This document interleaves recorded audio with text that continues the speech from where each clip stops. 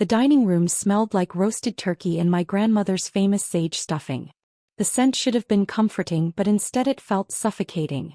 35 relatives packed around tables pushed together in my parents' oversized dining room, their voices a constant hum of conversation and laughter. I sat near the middle, picking at my mashed potatoes, listening to my cousin Jake talk about his new boat.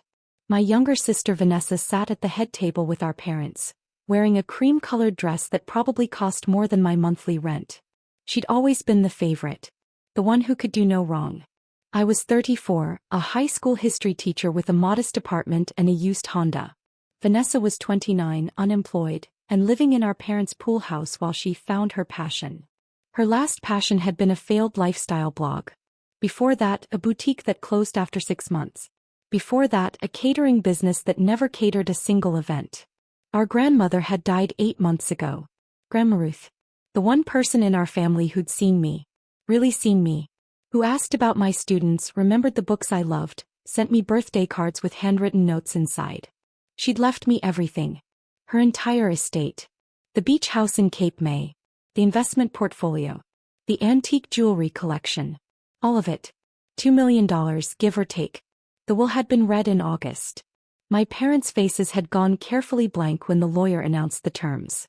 Vanessa had cried big dramatic tears that fooled everyone except me. Since then they'd been wearing me down. Little comments. Suggestions. Vanessa's struggling right now. Family takes care of family.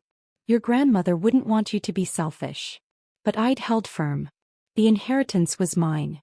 Grandma Ruth had chosen me deliberately, specifically.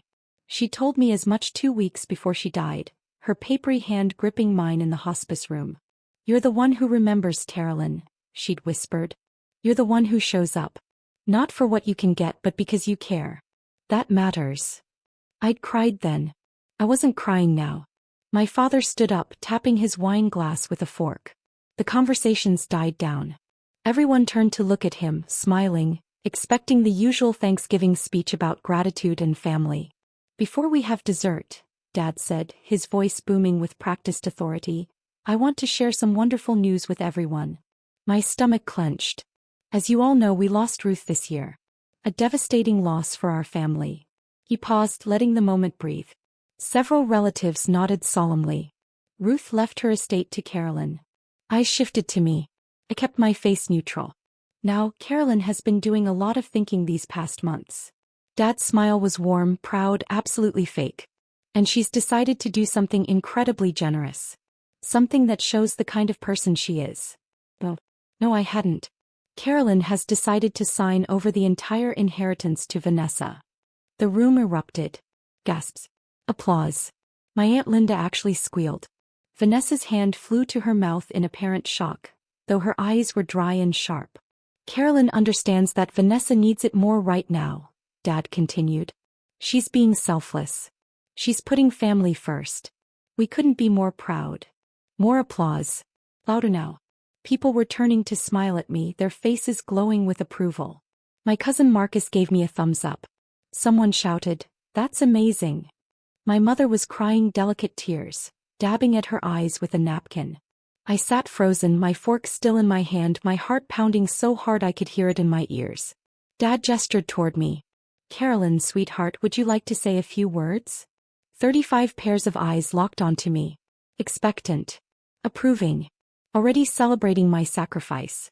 I set down my fork carefully. Stood up slowly. "Actually," I said, my voice cutting through the noise, "I'm not signing over anything." The room went silent. Not gradually. Easily. Like someone had hit a mute button. My father's smile froze. "Carolyn. I never agreed to this," I continued louder now. "I never said I was giving Vanessa the inheritance. You decided that without asking me." My mother's tears stopped immediately. "Carolyn, don't be difficult. We discussed this. You demanded it. That's not the same as discussing it." I looked around at all the confused faces. Grandma Ruth left her estate to me. Not to all of us. To me. Because she wanted me to have it.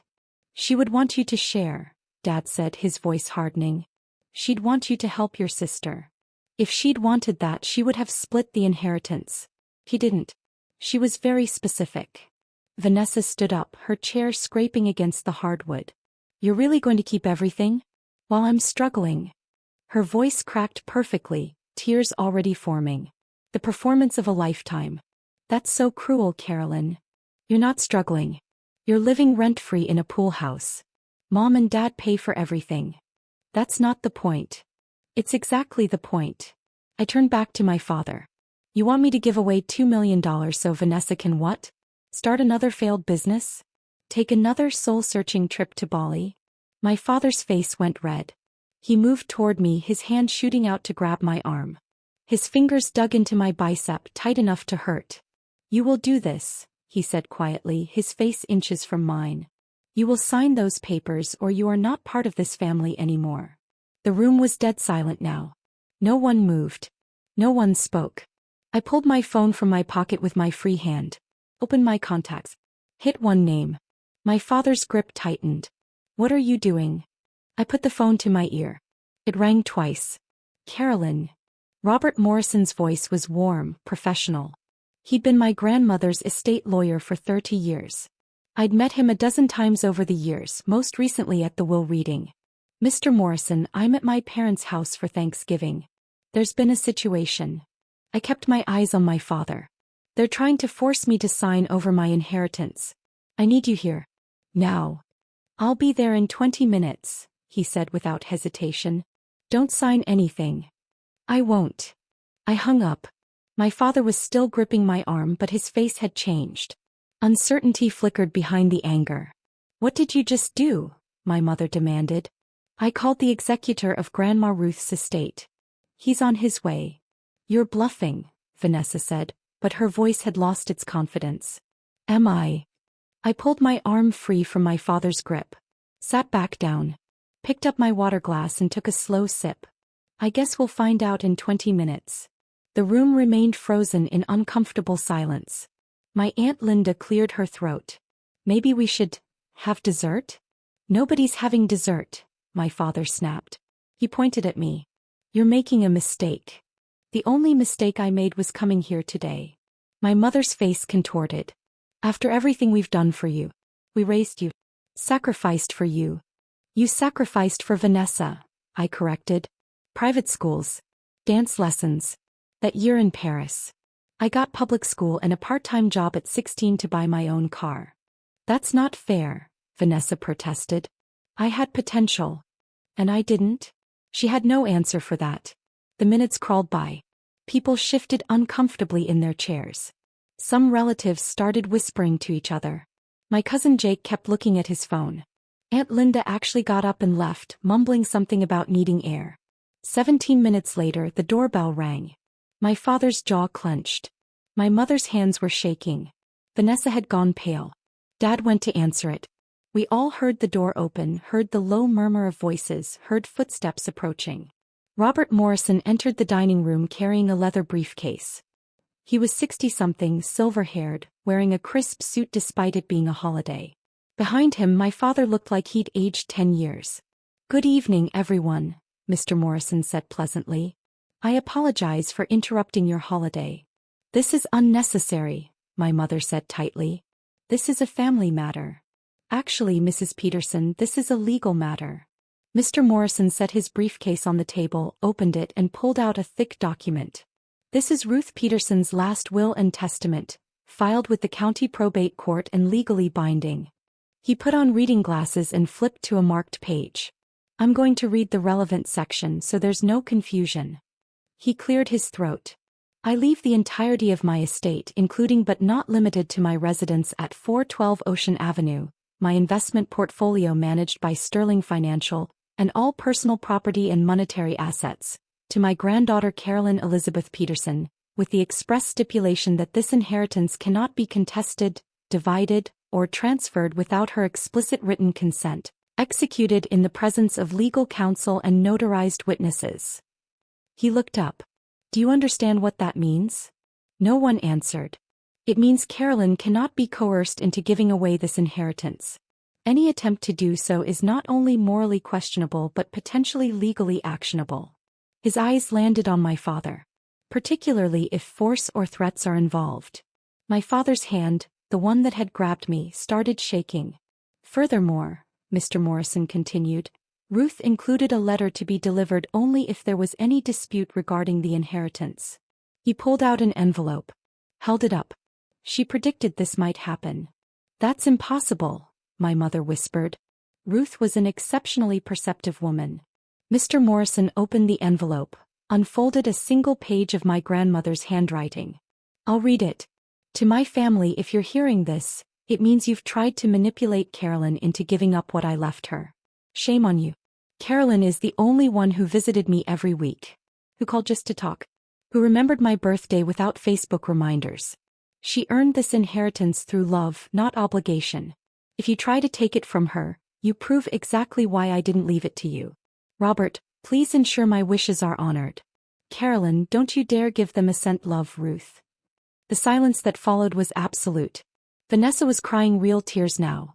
Not the performative kind, but tears of humiliation. My mother had her hand over her mouth. My father just stood there, his face ashen, his hands still trembling. Around the room, 35 relatives suddenly found their plates very interesting. Mr. Morrison folded the letter carefully, placed it back in his briefcase. Carolyn, if anyone attempts to pressure you further, call me immediately. We can pursue harassment charges if necessary. Thank you, Mr. Morrison. He nodded, gave my parents one final disapproving look and left. The front door closed. The sound echoed through the house. I stood up, smoothed my sweater and looked at my father. I'm going to leave now. Don't contact me unless you're ready to apologize. Apologize? Vanessa's voice was shrill. We're your family. Family doesn't ambush each other at Thanksgiving dinner. Family doesn't try to steal inheritances. Family doesn't grab people. I walked toward the door. Behind me, my mother's voice cracked. Carolyn, please. I didn't turn around. Grandma Ruth knew exactly what she was doing. She knew you'd do this. And she protected me anyway. I walked out of that house into the cold November air. Got in my Honda. Drove away from the warm lights and the shocked faces and the half-eaten Thanksgiving meal. My phone buzzed before I even reached the highway. A text from my mother. You're making a terrible mistake. Then my father. Don't expect anything from us ever again. Then Vanessa. I hope you're happy alone. I blocked all 3 numbers. Then I called Mr. Morrison. Thank you for coming so quickly. Ruth warned me this might happen. I'm glad I could help. He paused. Are you all right? I'm better than I've been in years, actually. And I was. Because for the first time in my entire life I'd stood up for myself. I'd said no. I'd protected what was mine. The inheritance wasn't just money. It was proof that someone had seen me, valued me, loved me for exactly who I was. And no amount of guilt, pressure, or family obligation could make me give that up. 3 days later, I signed the paperwork to sell the beach house and moved Grandma Ruth's investment portfolio into my name. I quit my teaching job and enrolled in graduate school, something I'd always dreamed about but could never afford. I sent Mr. Morrison a bottle of very good scotch and a thank you note. I never heard from my parents again, and honestly, that was the greatest gift of all.